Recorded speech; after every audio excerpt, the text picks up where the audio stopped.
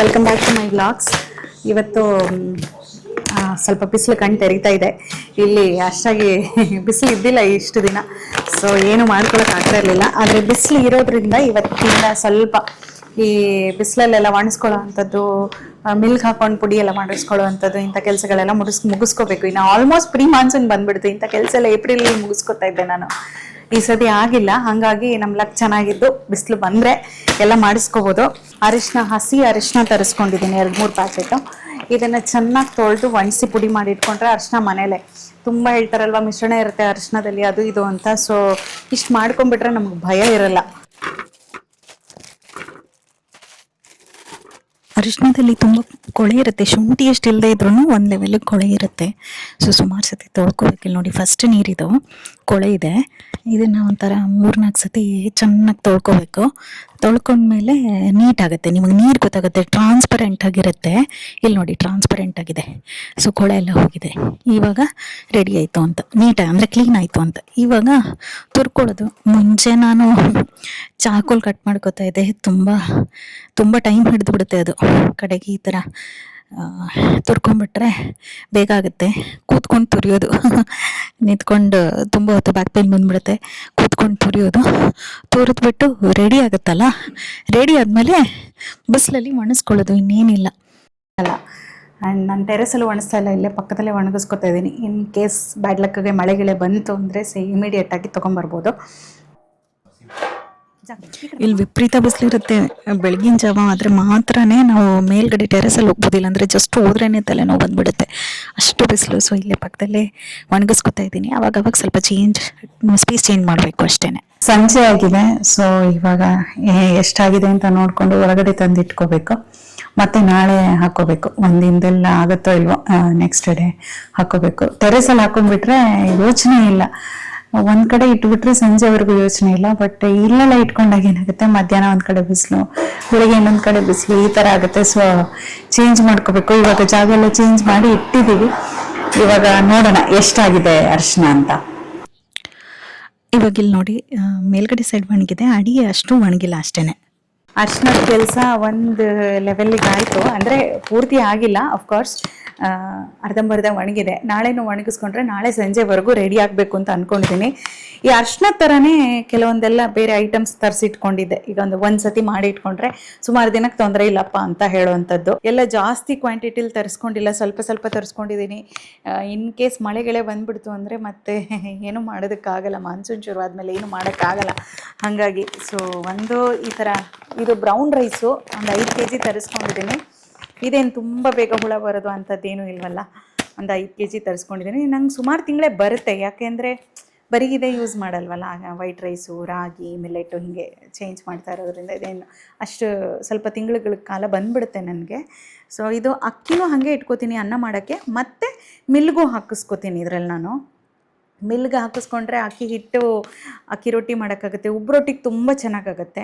ಹಾಗಂತ ಇವಾಗ ಬಜ್ಜಿ ಮಾಡ್ಬೇಕಾದ್ರೆ ಕಡಲೆ ಹಿಟ್ಟು ಜೊತೆ ಒಂದು ಸ್ವಲ್ಪ ಅಕ್ಕಿ ಹಿಟ್ಟೆಲ್ಲ ಸೇರಿಸ್ಕೋತೀವಲ್ಲ, ಅದಕ್ಕೆ ಅಷ್ಟೇನು ಸೂಟಬಲ್ ಅಲ್ಲ. ಇದು ಕ್ರಿಸ್ಪಿಗಿಂತ ಸ್ವಲ್ಪ ಸಾಫ್ಟಾಗಿರುತ್ತೆ, ಅದಕ್ಕೋಸ್ಕರ. ಸೊ ಈಗ ಅಕ್ಕಿ ತರಿಸ್ಕೊಂಡಿದ್ದೀನಿ, ಇರ್ಬಿಟ್ಟು ನಾನು ಚೂರು ಇಲ್ಲಿ ಇಡ್ತೀನಿ ಆಯಿತಾ. ಇದ್ರ ಮೇಲೆ ಕರೋಡ್ಸು, ನೋ ಪ್ರಾಬ್ಲಮ್. ಆಮೇಲೆ ಜೀರಿಗೆ ಈ ಥರ ಒಂದು 2 ಪ್ಯಾಕೆಟ್ ತರಿಸ್ಕೊಂಡಿದ್ದೆ, ಎಲ್ಲೋಯ್ತೋ ಗೊತ್ತಿಲ್ಲ. ಈ ಥರ ಒಂದು 2 ಪ್ಯಾಕೆಟ್ ಜೀರಿಗೆ ತರಿಸ್ಕೊಂಡಿದೆ. ಇದು ಸಾಂಬಾರು ಪುಡಿಗೆ ಬೇಕು, ಜೀರಿಗೆ ಪುಡಿನೇ ಮಾಡ್ಕೋಬೇಕು, ಜೀರಿಗೆನೂ ಬೇಕು. ಹಂಗಾಗಿ ಒಂದೊಂದು ಸ್ಯಾಂಪಲ್ ತೆಗಿತಾ ಇದ್ದೀನಿ ಅಷ್ಟೇ.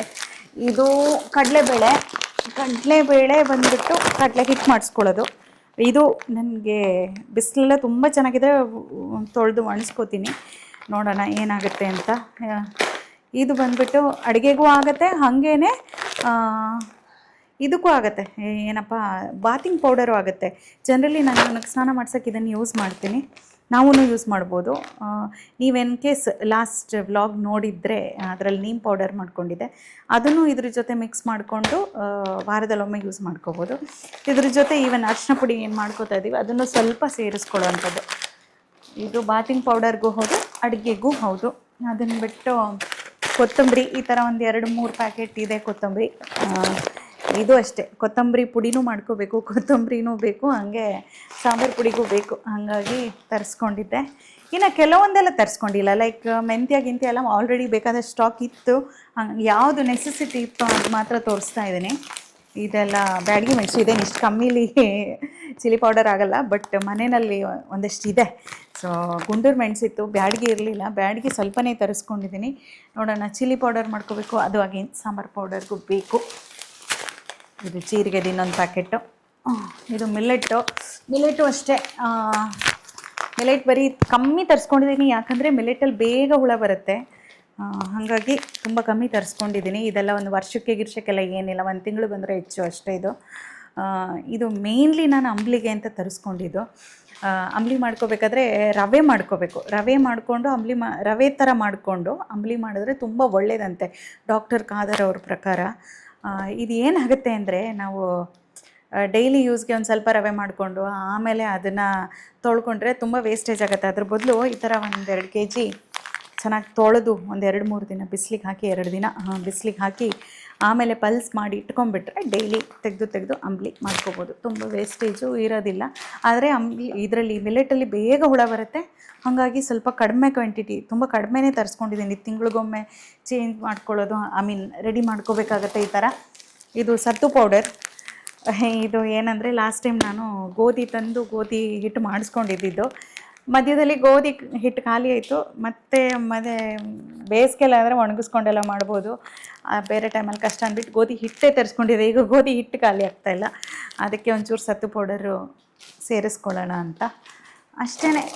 ಇನ್ನೇನು ಇಲ್ಲ, ಇದ್ರ ರಿಲೇಟೆಡು ಅಂತ ಏನಿಲ್ಲ. ಇದೆಲ್ಲ ಪಫ್ ರೈಸ್ ಎಲ್ಲ ಮನೆಯಲ್ಲೇ ಜಸ್ಟ್ ಒಗ್ಗರಣೆ ಮಾಡಿಕೊಂಡು ತಿನ್ನೋಕ್ಕೆ ಸ್ನ್ಯಾಕ್ಸ್ ಅವಾಗ ಬೇಕಾಗುತ್ತಲ್ವ, ಅದಕ್ಕೋಸ್ಕರ ಇಷ್ಟೇ ರೆಡಿ ಮಾಡ್ಕೊಳ್ಳೋದೆ. ಜಾಸ್ತಿ ಏನೂ ಮಾಡ್ಕೊಂಡಿಲ್ಲ. ಲಾಸ್ಟ್ ಇಯರ್ ಜಿಂಜರ್ ಪೌಡರ್ ಎಲ್ಲ ಮಾಡ್ಕೊಂಡಿದ್ದೆ, ಈ ಸತಿ ಇಷ್ಟು ಲೇಟ್ ಆದಮೇಲೆ ಸ್ವಲ್ಪ ಡಿಲೇ ಆಗ್ಬೋದು. ಮತ್ತು ಹಾಗೆ ಇದೆ, ಸ್ವಲ್ಪ ಸ್ಟಾಕ್ ಇದೆ, ಹಾಗಾಗಿ ಇವಾಗ ಸದ್ಯಕ್ಕೆ ಬೇಡ ಅಂದ್ಬಿಟ್ಟು ಸುಮ್ಮನಾಗಿದ್ದೇನೆ. ನಾನಿಲ್ಲಿ ನೆಕ್ಸ್ಟ್ ಡೇ ಮಾರ್ನಿಂಗಿಂದ ವ್ಲಾಗ್ ಕಂಟಿನ್ಯೂ ಮಾಡ್ತಾ ಇದ್ದೀನಿ. ನೀವು ಇನ್ ಕೇಸ್ ಲಾಸ್ಟ್ ವ್ಲಾಗ್ ನೋಡಿದರೆ ನನಗೆ ರಾಗಿ ಹಿಟ್ಟು ಮಾಡ್ಕೊಳ್ಳೋ ಪ್ಲ್ಯಾನ್ ಇತ್ತು, ಬಟ್ ಆದರೆ ಮಳೆ ಬರೋ ಥರ ಇತ್ತು, ಆಗಿದ್ದಿಲ್ಲ. ಸೊ ಅದಕ್ಕೆ ಇವಾಗ ಆದಷ್ಟು ಬೇಗ ಮಾಡ್ಕೊಂಬಿಡೋಣ ಅಂತ ಹೇಳಿ ಮಾಡ್ಕೋತಾ ಇದ್ದೀನಿ. ರಾಗಿಲಿ ತುಂಬ ಕೊಳೆ ಇರುತ್ತೆ. ಇಲ್ಲಿ ನೋಡಿ, ಮೊದಲನೇ ನೀರಿದು, ಫಸ್ಟ್ ನೀರು ಹಾಕಿ ತೊಳಿತಾ ಇರೋದು, ತುಂಬ ಕೊಳೆ ಇದೆ. ಈ ಥರ ಸುಮಾರು ಸತಿ ನೀರು ಹಾಕಿ ತೊಳಿತಾ ಇರಬೇಕು. ಆಮೇಲೆ ಒಂದು ಸತಿ ಅದು ಟ್ರಾನ್ಸ್ಪರೆಂಟ್ ಇರುತ್ತೆ, ನೀರು ಕ್ಲೀನಾಗಿದೆ ಅಂತ ಗೊತ್ತಾಗುತ್ತೆ, ಅಲ್ಲಿವರೆಗೂ ತೊಳ್ಕೊಬೇಕು. ಒಂದು ಸತಿ ಕ್ಲೀನ್ ಆದಮೇಲೆ ನಾವು ಹೀಗೆ, ಇದು ಲಾಸ್ಟ್ ನೀರು ಆಯಿತಾ. ಸೊ ಈಗ ಇಲ್ಲಿ ಗ್ಯಾರಂಟಿ ಇದೆ ಕ್ಲೀನಾಗಿದೆ ಅಂತ ಹೇಳ್ಬಿಟ್ಟು. ಇದಾದಮೇಲೆ ಬಂದು ಆ್ಯಸ್ ಯೂಶ್ವಲ್ ಮೇಲ್ಗಡೆ ಟೆರೆಸಲ್ಲಿ ಹಾಕೋತಾ ಇದ್ದೀನಿ. ಒಂದು ಪಂಚೆ ಬಟ್ಟೆ ಮೇಲೆ ಹಾಗೆ ಒಣಗಿಸ್ಕೊಂಡು ಆಮೇಲೆ ಮತ್ತೆ ಇನ್ನೊಂದು ಪಂಚೆ ಬಟ್ಟೆನ ಅದಕ್ಕೆ ಮುಚ್ಚೋದು, ಧೂಳ್ಗೀಳು ಕೂತ್ಕೊಳ್ಳಲ್ಲ ಅಂತ ಹೇಳಿಬಿಟ್ಟು ಮುಚ್ಚಿಬಿಟ್ಟು ಸಂಜೆವರೆಗೂ ಒಣಸ್ಕೊಳ್ಳೋದು.